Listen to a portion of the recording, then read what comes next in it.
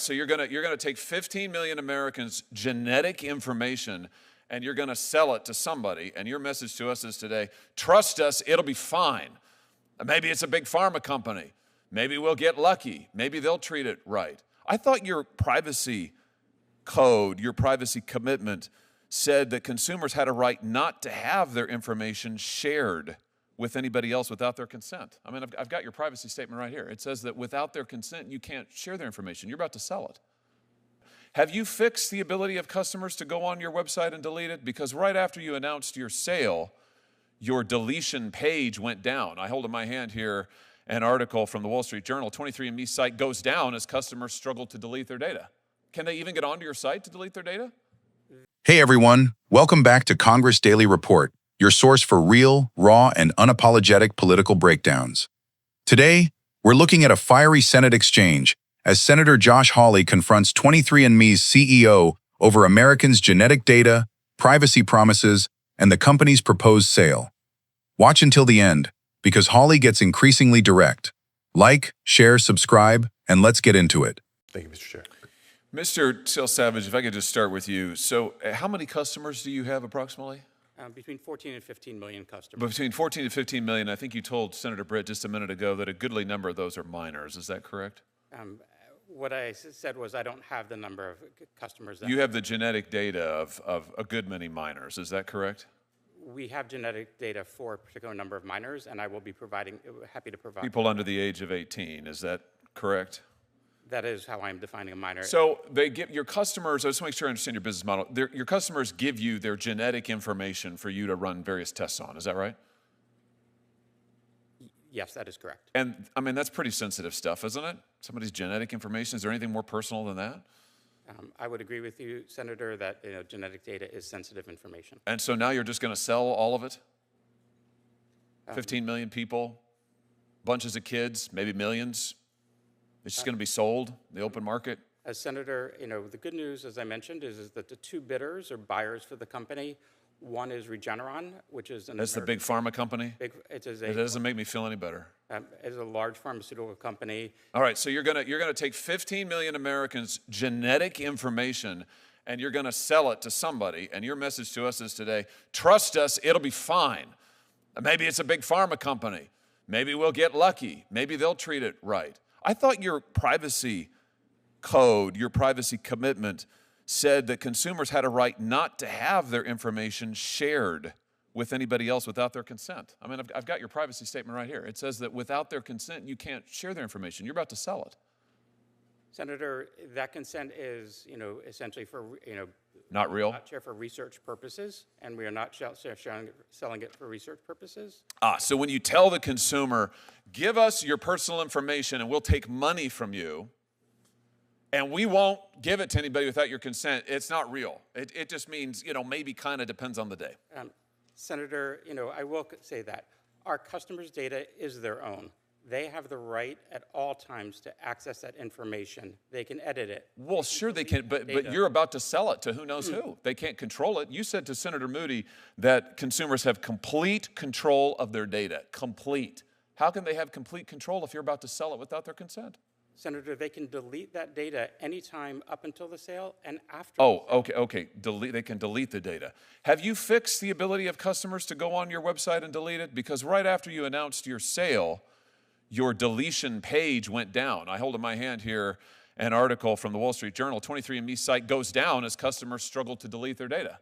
Can they even get onto your site to delete their data? They can, Senator. And you fixed this? That was an issue that, yes, we fixed immediately after. It's up and running now? Customers can go on? Customers can go on and they can delete their data. What happens when they go onto your site to delete their data? When a customer logs into their account at 23andMe, they go to their settings page, and there's a section there where just click delete my data. It confirms that they want to delete their data, and it's deleted automatically. Is that true? Let's take a look. Okay. When they go onto your page, they get an opportunity. It says permanently delete the data. So they click the button that says permanently delete the data, and then they get a notification that says your account is no longer accessible. How do they know if they can't access their account anymore? How do they know their data's been deleted? Because we send them a notification that their information has been deleted. You send it once, and how long does that take? Our policies state that, we will delete their data within 30 days, and in most cases, it is automatic and happens much quickly. And when you delete it, it's deleted. It's gone forever. All the genetic data is deleted forever, and yes. Really? Because that's not what your privacy statement says in the fine print. Let's read it. What your statement says is, we retain personal information for as long as necessary to provide the services and fill the transactions you have requested, to comply with our legal obligations, resolve disputes, enforce agreements, et cetera, et cetera. And then it goes on, 23andMe and or our contracted genotyping laboratory will retain your genetic information even if you choose to delete your account.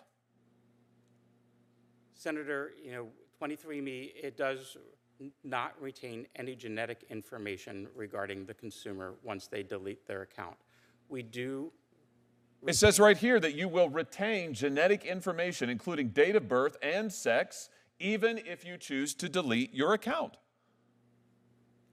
This is your privacy policy. I'm just quoting from it.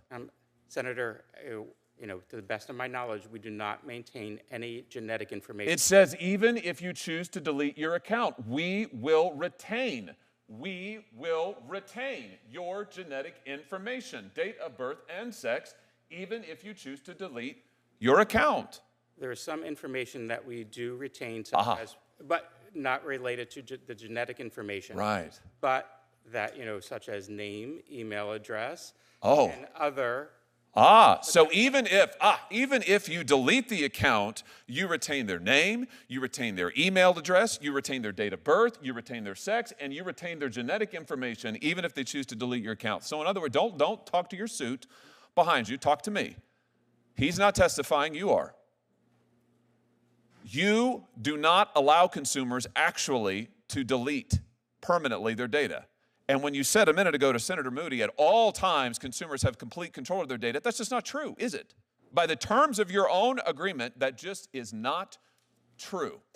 Senator, with all due respect, all of the genetic data is deleted. We are only With all due respect, what you are telling me is in direct contravention to what your own policy states, even if you choose to delete your account. In fact, what you do is you allow your consumers to delete their account settings, but their data isn't deleted. You still have it. The laboratory still has it. You have their name. You have their date of birth. You have their sex. And now you're going to sell it. Here's my point. It's a pattern. Your consumers actually aren't in control of anything. You are. You control their data. You control their genetic information. Now you're about to sell it. You promise them, we won't ever sell it without your consent, but you're doing it. You promise them we'll allow you to delete it, but you don't. In fact, you've lied to them, have you not? Senator, we have not. I assure you that we are deleting all of our customers who have requested. No, you're not. You're not, because your policies say they're not, and you're not deleting it because if you were, your company wouldn't be worth $300 million. No, don't read from what your guy behind you is shoveling talking points to you now. I don't want your talking points. I've read your policies. I've seen what they are, and I tell you what, it's amazing to me you're not getting your socks sewed off by your customers. I hope they will. I hope they will rush to the courthouse, even as we are here today, to sue you into oblivion for lying to them and taking their most personal, identifiable information and selling it for a profit and lying to them and to the American public.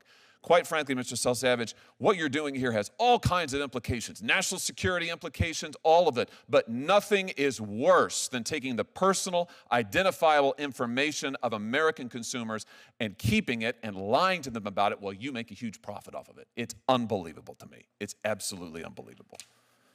This concludes our hearing. I want to thank each of the witnesses for taking the time to share your experience, your expertise, and your perspectives. Written questions can be submitted for the record until Wednesday, June 18th at 5 p.m.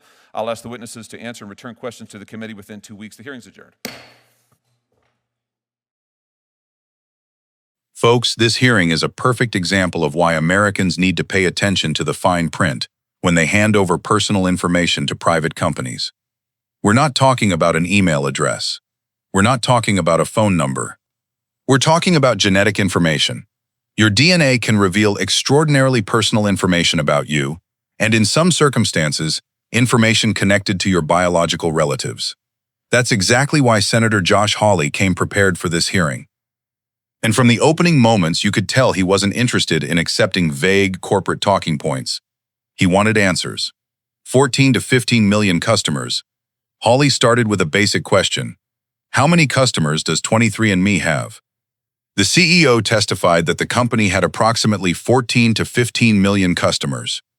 Hawley then focused on something even more concerning from his perspective. Some of that genetic information belongs to people who were minors when the information was collected. Think about the implications. A child may have provided genetic information years ago, but that information can potentially remain connected to a corporate database long after that child becomes an adult. And the question Hawley was raising is simple. Who ultimately controls that information? The person who submitted it? The company? A future buyer? Or some combination of all three? The proposed sale. Then Hawley got to the heart of the hearing. The company was facing a sale, with Regeneron mentioned as one potential buyer. Hawley wasn't satisfied with the idea that Americans should simply trust whoever purchases the company. His argument was straightforward. If millions of Americans gave their genetic information to one company under certain expectations, can that information simply become part of the assets transferred to another company? That's a serious privacy question. Imagine giving a company your most personal information because you trust its privacy policies. Then years later, the company changes ownership. Suddenly, the question becomes, did you actually agree to share your information with the new owner? That's the issue Hawley was pressing. Complete control. The CEO told lawmakers that customers have control over their information. Hawley immediately challenged that claim, and this is where the exchange became particularly interesting. Because saying customers have complete control sounds reassuring. But Hawley wanted to know what complete control actually means in practice. Can customers prevent their information from being transferred? Can they permanently delete it? Can they verify that it has been deleted? And can they prevent a future corporate owner from accessing it? Those are very different questions. And in my view, companies shouldn't be allowed to hide behind broad privacy language while leaving consumers confused about what happens to their information. The deletion problem. Hawley then brought up an especially troubling issue. After the company's sale was announced, reports indicated that customers experienced problems accessing the website's data deletion functionality. Hawley pointed to reporting that customers had struggled to delete their data. The CEO acknowledged there had been an issue but said it was fixed. Now, technical problems can happen. Websites crash. Servers go down. Systems break. That alone doesn't prove wrongdoing. But when the information involved is someone's genetic profile, the standard for reliability should be extremely high. If a company tells consumers, you can delete your data, then that function needs to work. Period. What does delete actually mean? This may have been the most important part of the exchange. Hawley asked what happens when a customer chooses to delete their account and genetic information. The CEO said genetic data would be deleted. Hawley then pulled out the company's own privacy language. And this is where the senator argued there was a contradiction. The policy language discussed information that could remain after account deletion, including identifying information such as date of birth and sex. Hawley argued that this raised serious questions about whether consumers truly understood what "delete my data" actually meant. And this is an issue that goes beyond politics. Words matter. If a button says "permanently delete my data," an ordinary customer would reasonably expect the information to be permanently deleted, subject to clearly disclosed legal or technical exceptions. If that's not what happens, the company needs to make that crystal clear before consumers ever submit their information. Hawley's central argument. Hawley eventually summarized his argument as a pattern. According to his characterization, consumers were promised privacy. They were told they could control their information. They were told they could delete it. Yet the company was preparing for a sale involving a massive database containing extremely sensitive genetic information. From Hawley's perspective, that means the consumer doesn't actually have the level of control the company claims. Whether you agree with every accusation or not, I think the underlying concern deserves serious attention. Because DNA isn't like a password. If someone steals your password, you can change it. You can't change your genetic code. That's what makes genetic privacy fundamentally different. This isn't just about 23andMe. And here's where I think the conversation needs to go beyond one company. This isn't just about 23andMe. It's about the entire data economy. Americans routinely click "I agree" without reading dozens of pages of privacy policies. We download an app. We create an account. We upload photographs. We enter our location. We provide medical information. We submit financial information. And sometimes we provide genetic information. But how many people actually understand where that information goes? How long it's stored? Who can access it? Who can purchase the company that stores it? And what happens if the company goes bankrupt? These are questions lawmakers need to take seriously. The national security question. Hawley also raised another major issue: national security. Genetic databases aren't just collections of names and email addresses. They can contain information about ancestry, biological relationships, and other highly personal characteristics. That means large genetic databases potentially have implications beyond ordinary consumer privacy.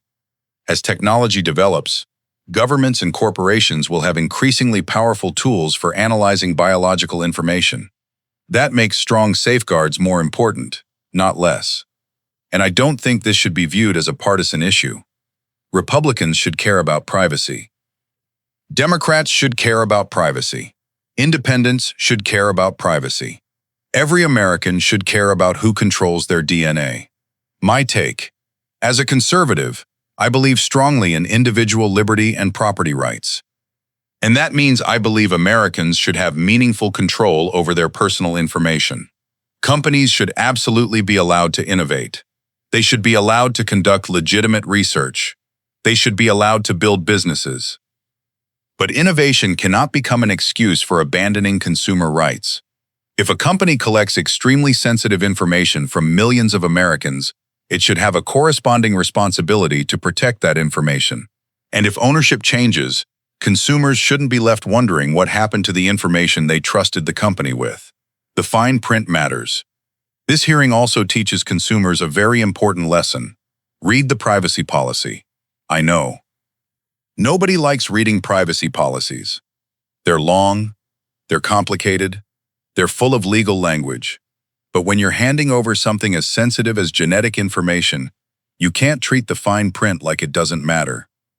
Before submitting your DNA to any service, consumers should understand what information is collected, how long is it retained, can it be shared, can it be sold, can it be used for research, can law enforcement access it, what happens if the company is sold, and most importantly, what does deletion actually mean?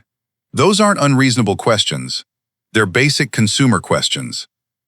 Hawley's strongest point. For me, the strongest part of Hawley's argument wasn't necessarily the heated language. It was his focus on the company's own written policies. That's important. A senator can stand at a hearing and accuse a company of wrongdoing. A CEO can stand there and deny it. But the most useful evidence is often sitting right in the company's own documents. What did the company promise? What does the policy actually say? And do the two match? That's where regulators and lawmakers should focus. But let's keep the facts straight. It's also important not to treat every allegation made during a congressional hearing as an established fact. Hawley made strong accusations about the company's privacy practices. The CEO disputed those accusations and maintained that customers' genetic information would be deleted when requested. So viewers should distinguish between what was alleged during the hearing and what has been independently established. That's important in any political discussion.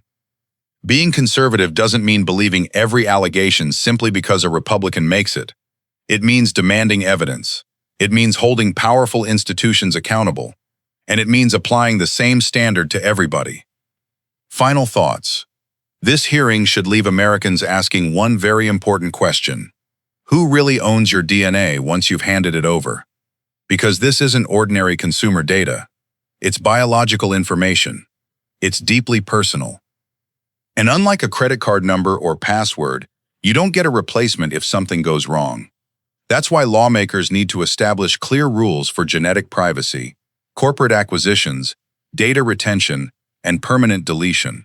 Companies deserve the freedom to innovate, but consumers deserve transparency. And Americans deserve to know exactly what they're agreeing to before they hand over something that can never truly be replaced. Senator Hawley's confrontation may have been heated, but the underlying issue is serious. When corporations collect enormous amounts of personal information, trust isn't enough. There need to be rules, there needs to be accountability, and there needs to be consequences when companies fail to honor their promises. So now I want to hear from you. Would you trust a company with your DNA if that company's database could later be sold to another corporation? And do you believe customers should have an absolute right to permanently delete their genetic information? Let us know what you think in the comments. If you found this breakdown useful, like the video, share it with your friends and family, and subscribe to Congress Daily Report for more congressional hearings, political confrontations, and straight-to-the-point commentary. Turn on the notification bell so you don't miss the next report. Thanks for watching, and I'll see you in the next one.